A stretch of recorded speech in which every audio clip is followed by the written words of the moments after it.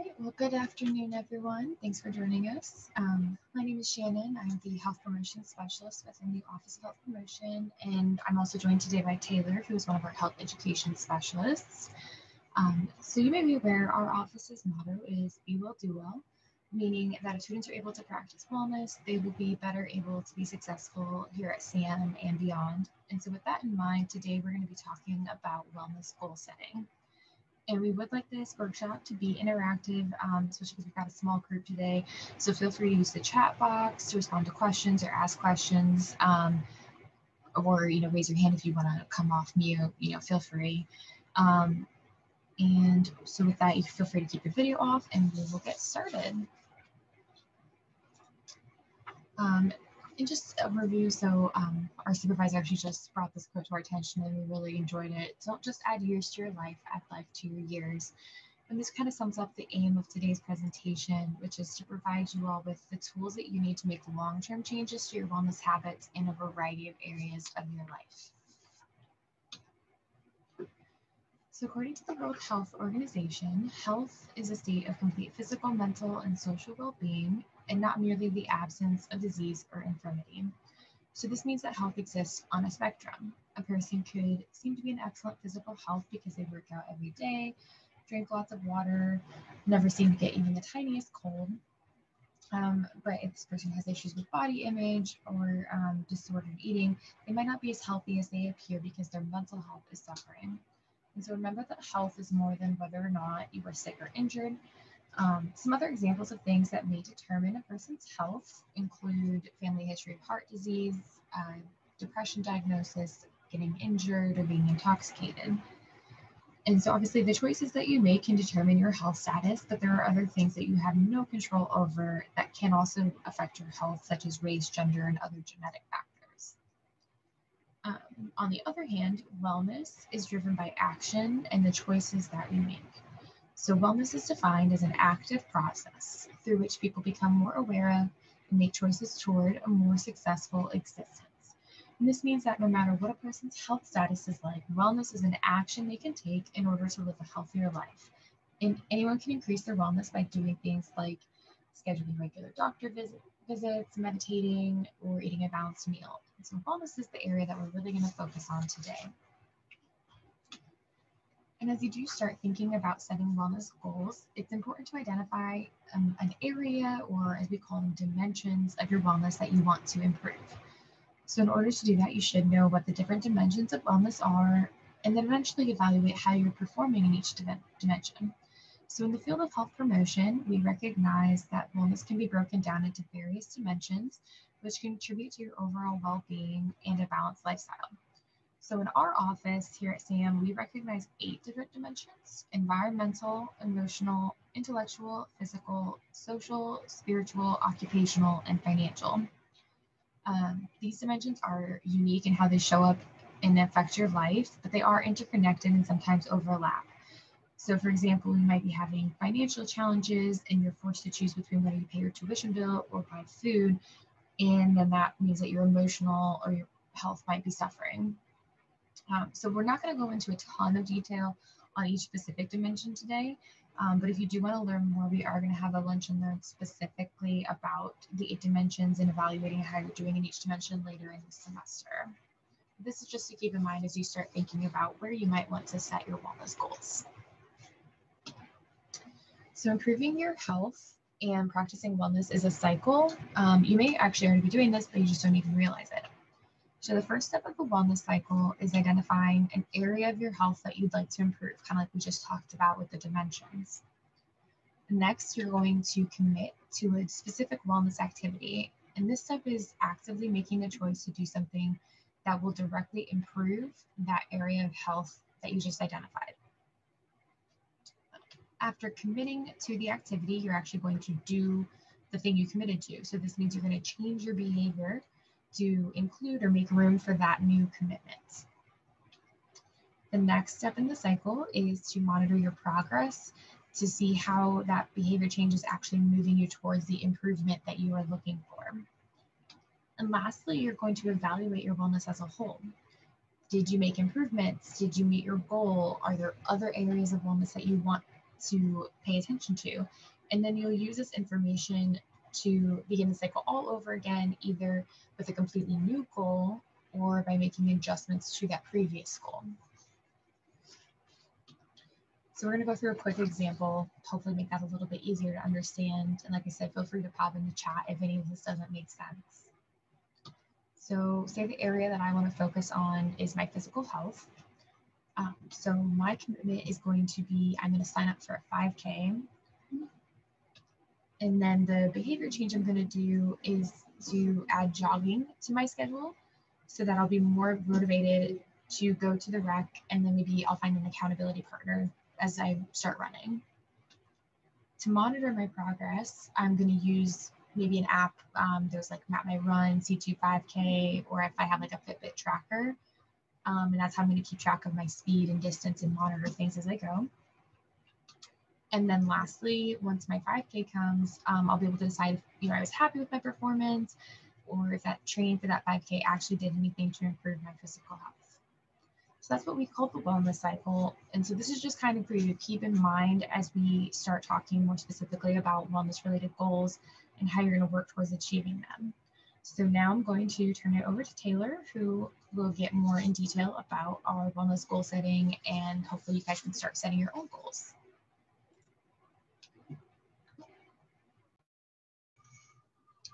Thank you, Shannon. So before I go into goal setting theories and kind of the background of goals, I'm going to ask, why do you think it's important to set goals? You can feel free to unmute yourself or type in the chat why you think it's important for us to set goals.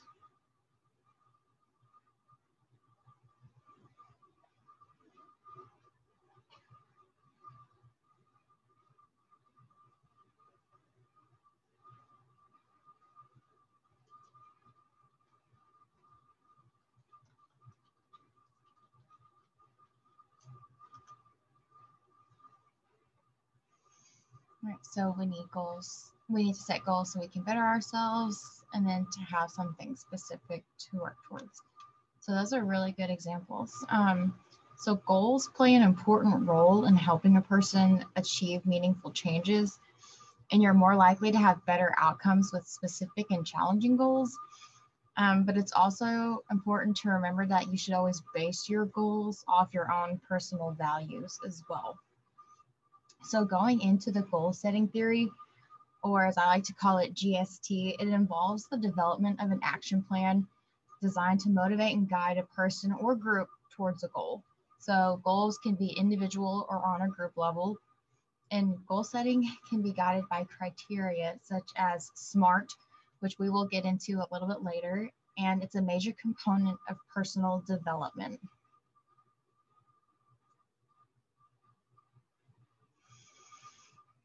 So when it comes to goals, there are certain mechanisms and moderators that we can use.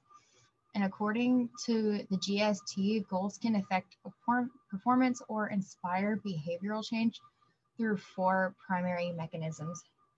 So we have directed attention, which is when goals help people direct their thoughts and behaviors towards the activities necessary to move toward their goal.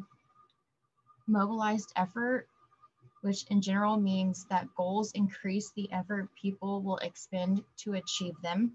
And the GST states that challenging goals elicit more effort, at least in the short term. And it's important that goals be seen as positive and achievable, or a person is likely to give up. And this is why it's important to set short-term and long-term goals. And then we have persistence, which is where people trying to reach goals generally persist longer in their target behaviors, and challenging goals rooted in personal motivation stimulates a person to persist through the difficulties.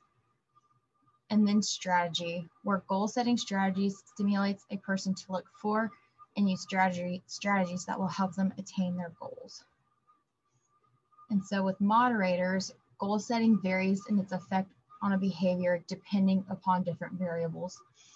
GST lists moderators that can be considered when setting helpful goals, and some of these moderators include clarity, or setting clear and precise goals. And a clear goal is one that can be measured and leaves no room for misunderstanding. Goals should be very explicit regarding what outcome is desired and how it will be measured. Clear goals should help with understanding the task at hand and measuring the results and achieving success. Challenge. So with challenging goals, this is when you raise the stakes. Setting challenging goals requires a careful balance to ensure the right degree of challenge. Goals that are either too easy or too difficult negatively affect motivation and can decrease performance. The highest level of motivation is achieved when goals are somewhere between easy and difficult. When you next set goals, ensure they are challenging but also realistic, difficult yet attainable. When setting goals, you have to ask yourself, is this goal challenging enough? And are they big enough to be motivating? Are they realistic and attainable? And then another important moderator for goals is to have commitment. So whether you're goal setting for yourself, maybe your classmates or teammates or whoever, in order to accomplish your goals, you must first fully understand and agree to your goals. Oftentimes, particularly in a team setting, people are more likely to work harder for a goal if they have some hand in setting it. And as long as the goal is actually achievable and consistent with the aspirations of everyone involved, you should have no problem in staying motivated to reach the end of your goal. And then you have feedback, and this is how you can determine your progress. So in addition to selecting the right goal, you should also listen to feedback in order to determine how well you're doing. So this allows you to adjust the goal and your approach in reaching it. Feedback doesn't necessarily have to come from other people. It can come from self-judgment as well. And then task complexity. So be careful in adding too much complexity to your goals, as complexity can impact morale, productivity, and motivation. Highly complex goals can become overwhelming for people. For such goals, people need to be provided with sufficient time to work towards the goal, improve performance, practice, or learn what is necessary for success. And then reassess the complexity and difficulty of your goal and modify it. If necessary, break your goal into smaller sub-goals and or decrease the difficulty of the goal.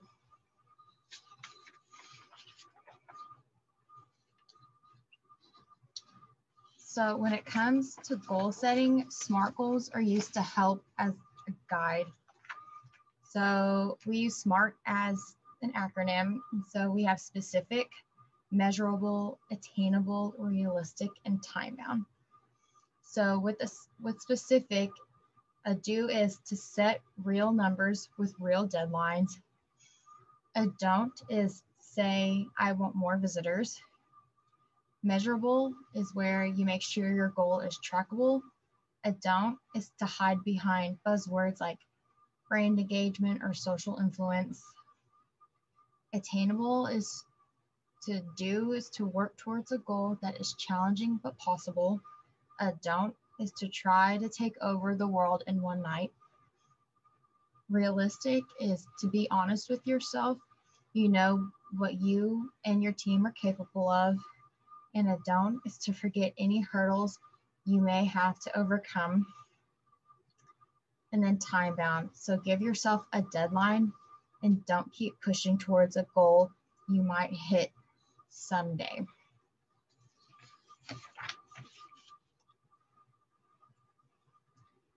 So when it comes to wellness goal setting, a strong wellness plan will often include 3 types of goals. So we have our long-term goal, which can be something like, I will lose 50 pounds in the next year. Our short-term goal is, in order to lose 50 pounds, I will adopt healthier eating habits and add more physical activity. And a SMART goal, which, for example, could be, for the next 2 weeks, I will pack a healthy lunch for work 3 days each week, Monday, Wednesday, and Thursday. So with long-term, you can look at it as the bigger picture. For short-term, it's a breakdown of the bigger picture. And for the SMART goal, it's the specificness of each short-term and long-term goal. So another example of a SMART goal could be, for the next 2 weeks, I will walk for 15 minutes of my lunch break all 5 days of each week. So if you notice, I said for the next 2 weeks, which is specific. I will walk for 15 minutes, which is measurable. And then on my lunch break, which is attainable and realistic. And then all 5 days each week, which is time bound. So as you achieve your SMART goals, you'll also begin to further your goals by adding new SMART goals. And so the cumulative results of your SMART goals will add up to your short-term goals, and then your short-term goals will add into your long-term goals. And then adopting behaviors in this manner helps create long-lasting changes rather than something that you're forcing yourself to do.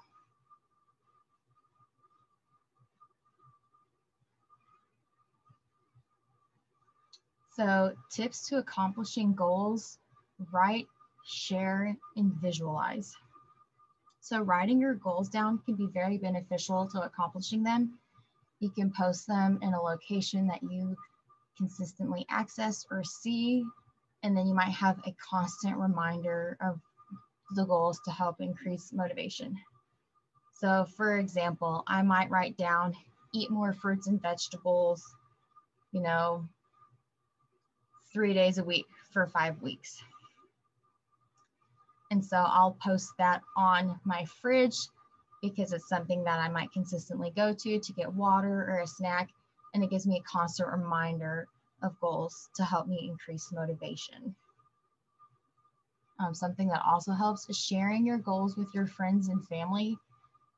This also helps hold you accountable to your goals when other people know about them. It also helps to find a partner who might be working on similar goals. People often have success if they're working in a team, especially if they're trying to reach the same end game point, where, say, we go back to the example that for the next 2 weeks, I will walk for 15 minutes on my lunch break all 5 days in the week.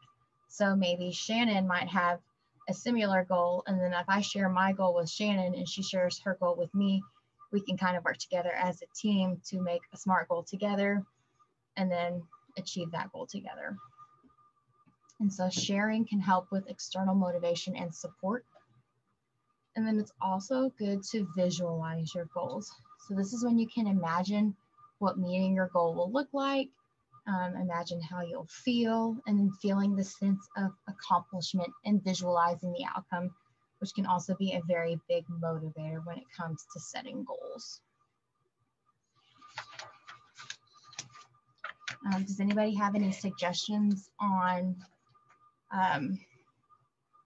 writing goals and remembering them, or what that would look like for you if you were trying to set goals?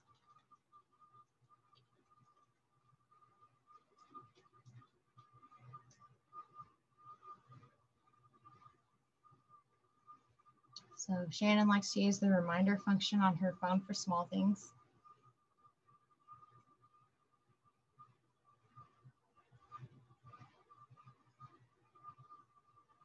I personally like to leave Post-it notes everywhere for myself to remind myself of my goals. Emily uses a section in her planner. That's always really good. I feel like a planner is something that you constantly access throughout the day. And so it's a good way to remind yourself of goals. Accountability partners, definitely.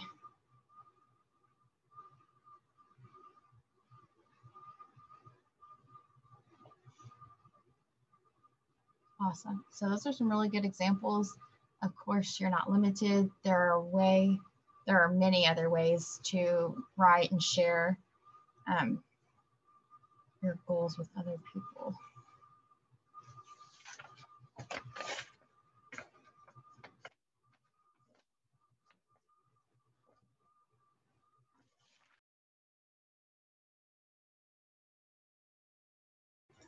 Well, thanks for Taylor for going out over that. Before I go into this, I mean, and you don't have to if you're not comfortable. Does anyone have any ideas of a goal that they either like a dimension that they might want to start setting a goal for, or do they have a goal that they've already been working towards? Anything that kind of came to mind as Taylor was talking through how you might set a wellness goal? I know for me, the last couple months, I've been trying to focus more on consistent workouts, even if they're not too long, but basically just more moving, at least like 30 minutes every day. And so, yeah, I've been setting reminders, and I have a little habit tracker in my planner, so I'm able to visualize, if I'm able to do it every day. See, Coleman's been working on reading more books. Do you have a way that you're tracking that, Coleman, or like a specific number that you're trying to hit? Taylor and I both definitely enjoy reading. One a month. That's an awesome goal.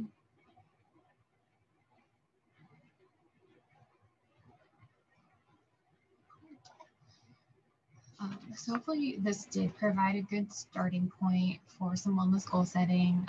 If you do want more information about like the different dimensions, resources on campus that might fit under a dimension, we do have this kind of screenshot here from our website, which is shsu.edu/OHP. So you can find more about the dimensions, different resources on campus. You'll also find our calendar of events. So there might be other lunch and learns or other events that might either just some good information, or maybe it'll help you with how you're trying to achieve some of those other wellness goals you might come up with. And additionally, you can always reach out to our office if you want any advice or you have any questions, and we want to kind of talk through that with someone. So as long as you guys don't have any other questions, and obviously we will stay on in case you do. We encourage you to follow us on social media. I'm going to pop up a quick survey for you. I will be emailing you guys after this to set up a time for you to come up to pick up your meal voucher that you guys get for attending today. And yeah, unless you guys have other questions, once you fill out the survey, please enjoy the rest of your day and your lunch break, and we hope the semester is going well for you. Ooh, I have something quick to add. Also, if you are interested in goal setting or your kind of a wellness journey, be on the lookout next fall semester. We are hoping to pilot a wellness coaching service for students where you would come in and have an initial meeting with one of our 3 certified wellness coaches that we have. And it'll be a more in-depth goal setting, sit down, kind of similar to what I went over, but it'll really get you into like the day-to-day of goal setting and get really like into that specific, smart, attainable, realistic, and time-bound goal. So if you also have questions about that, feel free to ask. I'm happy to answer those because I will also be one of those wellness coaches helping out with that next semester.